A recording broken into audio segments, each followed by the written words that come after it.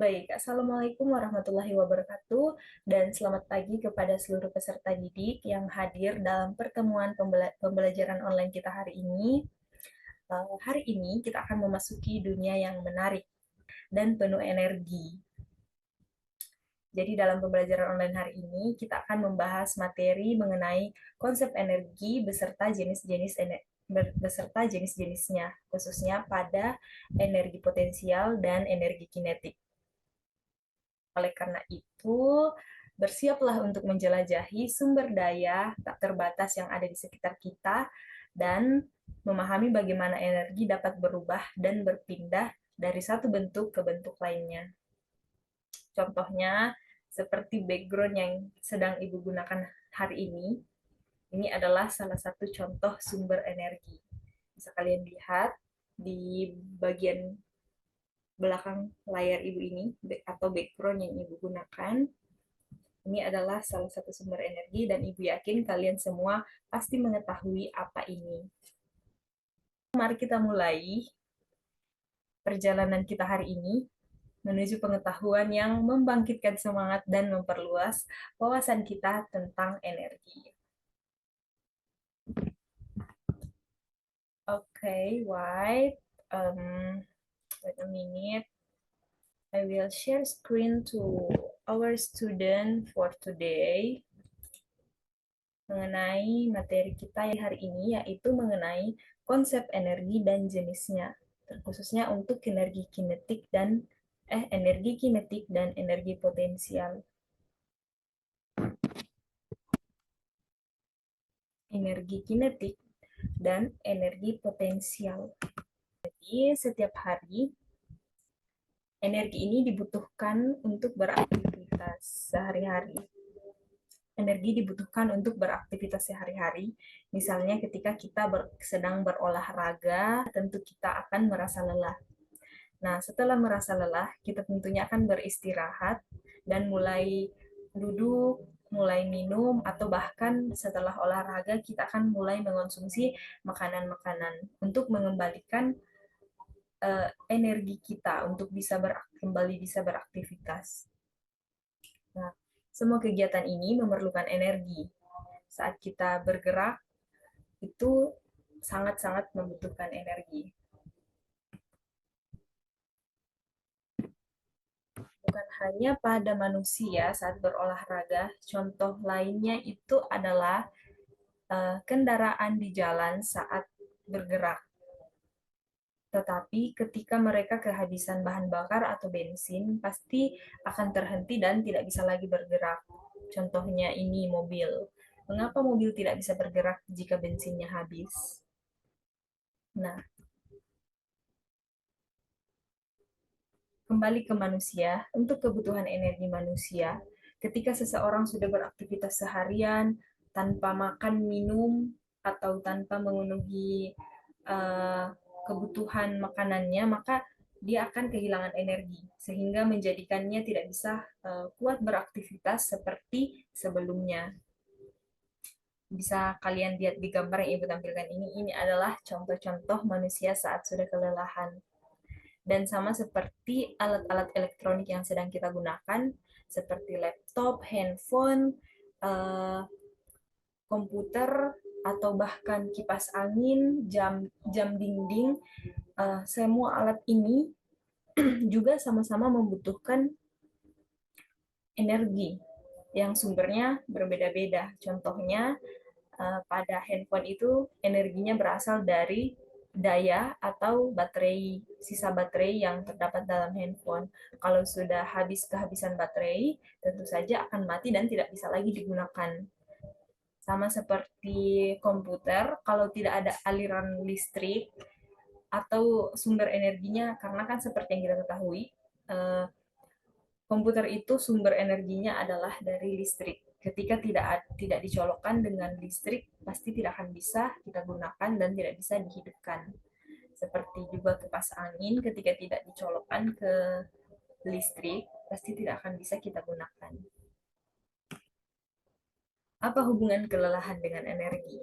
Jadi, hubungan kelelahan dengan energi di sini karena Seperti yang Ibu sudah jelaskan tadi, manusia kehilangan energi setelah beraktivitas. Karena energi yang berasal dari makanan yang kita konsumsi itu sudah habis tergunakan dalam aktivitas-aktivitas tertentu yang kita lakukan setiap hari. Langsung saja kita masuk ke dalam materi. Di sini adalah definisi energi.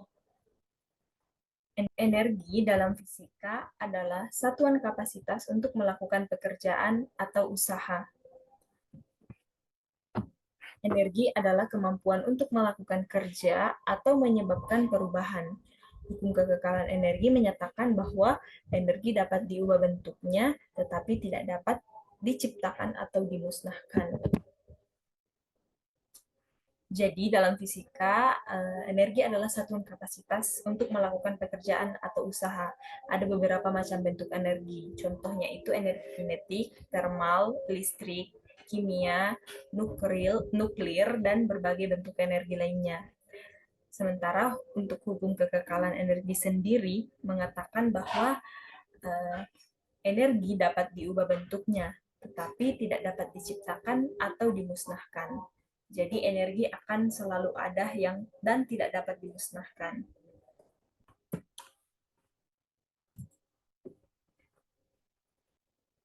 Baik. Satuan pengukuran dalam sistem internasional atau SI, energi adalah Joule. Di sini Ibu sudah tampilkan ada beberapa persamaan satuan energi. Jadi 1 kalori dalam sistem internasional, 1 kalori sama dengan 4,2 joule.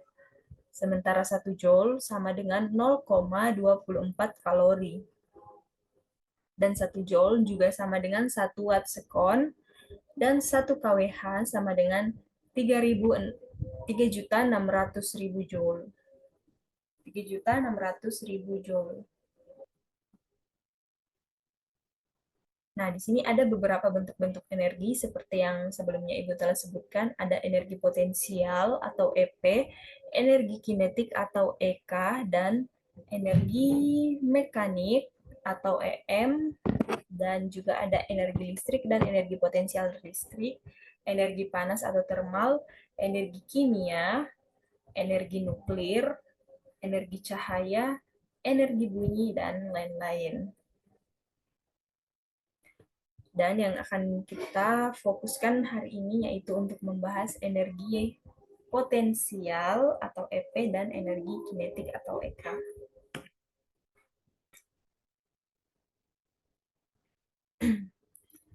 Hukum kekekalan energi menyatakan bahwa energi dapat diubah bentuknya, tetapi tidak dapat diciptakan atau dimusnahkan.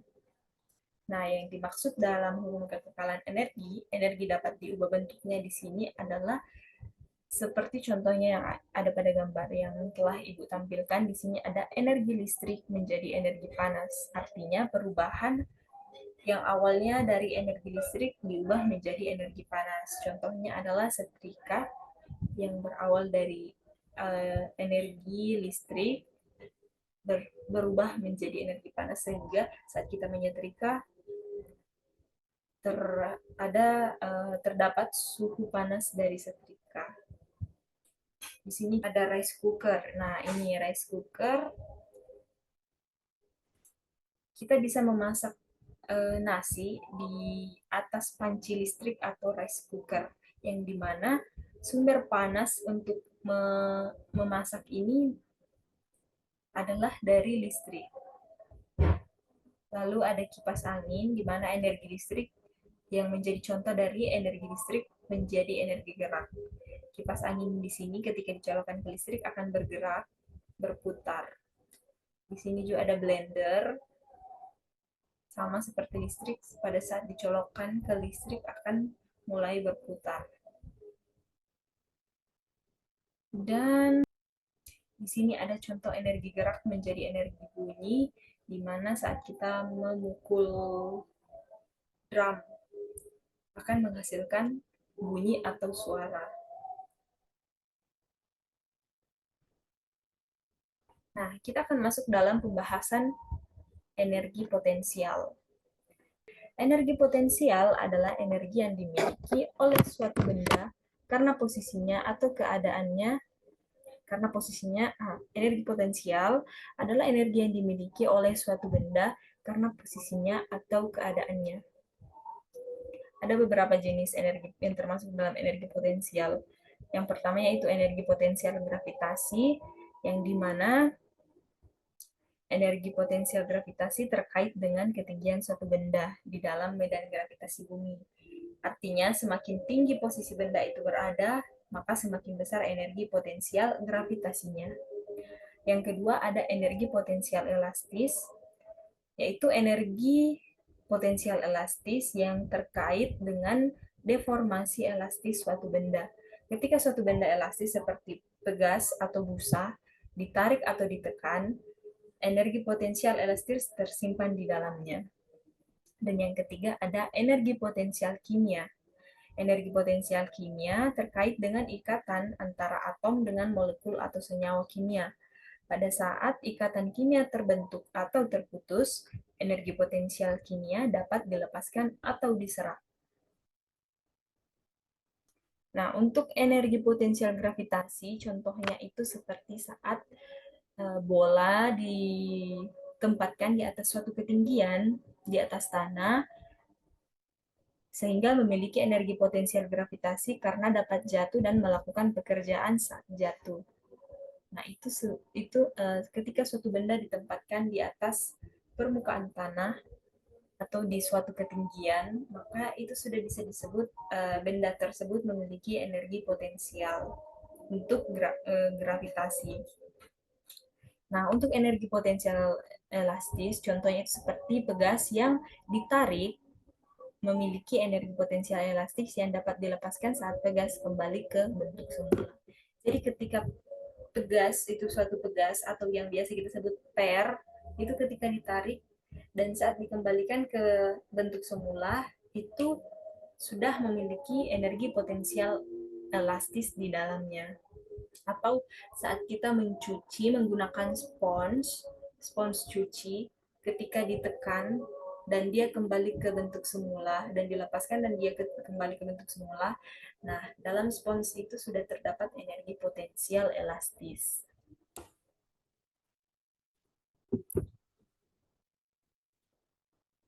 Untuk energi potensial kimia sendiri itu contohnya seperti bahan bakar seperti bensin atau baterai yang mengandung energi potensial kimia yang dapat dikonversi menjadi energi kinetik saat menjadi reaksi kimia.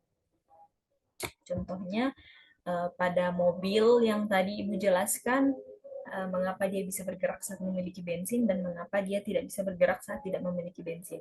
Karena saat ia bergerak, ia memiliki energi yang berasal dari energi potensial kimia yang diubah menjadi energi gerak. Dan pada saat dia tidak memiliki bensin, dia tidak dapat bergerak atau tidak dapat dihidupkan atau tidak dapat berjalan karena dia tidak memiliki energi sehingga dia tidak dapat bergerak karena uh, sumber energinya yang dari bensin ini tidak ada. Jadi ia tidak dapat bergerak.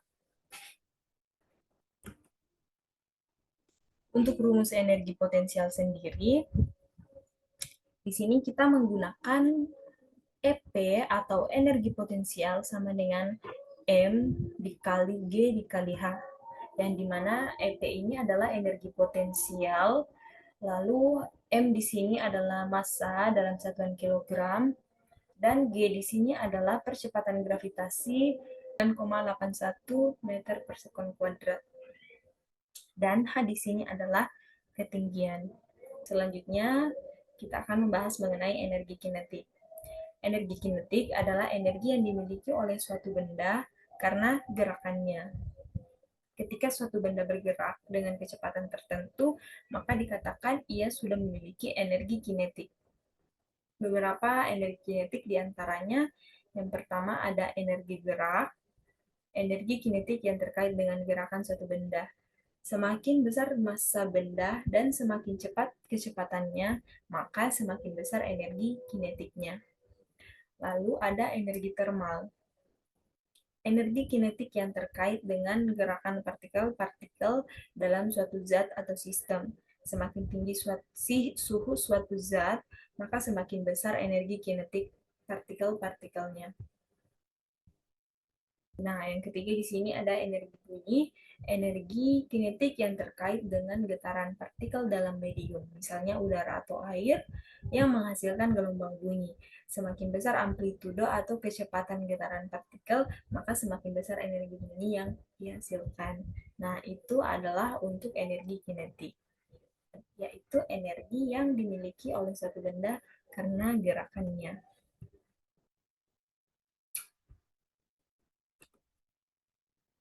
Nah, rumus energi kinetik yang digunakan di sini adalah Eka sama dengan 1/2 mv kuadrat, di mana Eka di sini adalah energi kinetik dengan satuan joule, dan M sama dengan massa benda dengan dalam satuan kilogram, dan V atau velocity sama dengan kecepatan gerak benda dengan satuan meter per sekon.